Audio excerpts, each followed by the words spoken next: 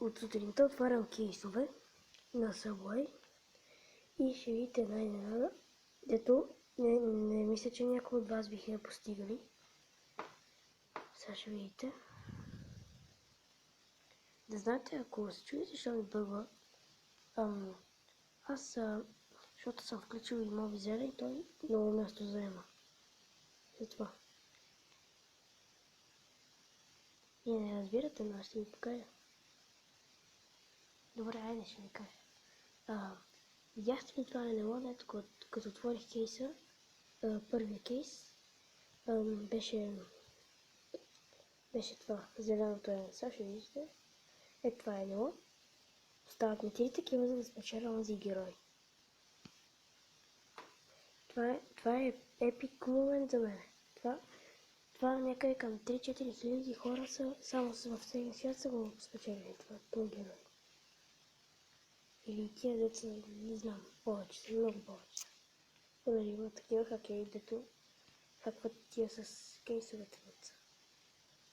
Обаче аз цял ден събирам кейсове и спечелих онзи с китарата, да ще спечеля онази с НЛО-то.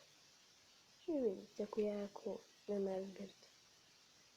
Ако се чуете защо шепна, защото сега е много късно и знам, че не трябва да правя клип тогава, но не се приправи, защото това ако не се снима, ще бъде брутално.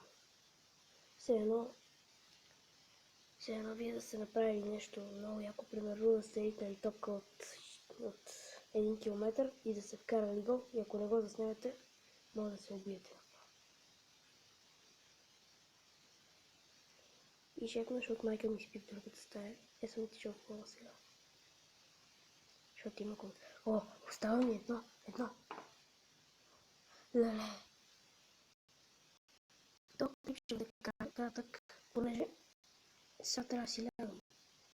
Само сега ще го изпробвам и ще лягам. Аз утре може да отида да учиш, защото аз също съм болен. Може да ви прозвучава различно, като съм играл с БГ и с Роналдо. Аз с Тешано обаче.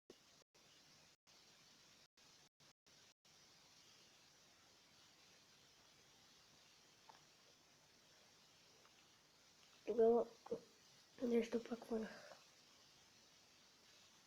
Това е, ако се чудите кой е този. Пак якото.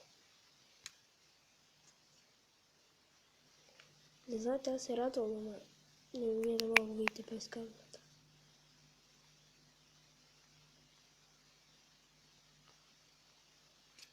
Ще го изправя на бързо.